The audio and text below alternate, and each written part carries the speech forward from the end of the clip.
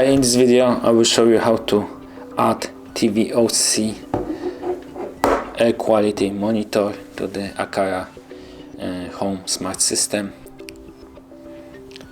You need to open the Aqara app and then tap on the Add accessory.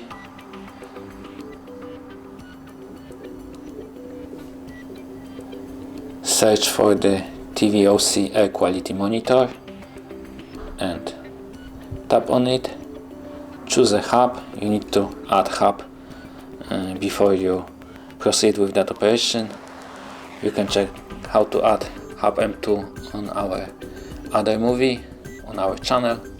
And now just please add accessory. Tap on the hub and press the button on the top of the cover of the air quality monitor and hold it.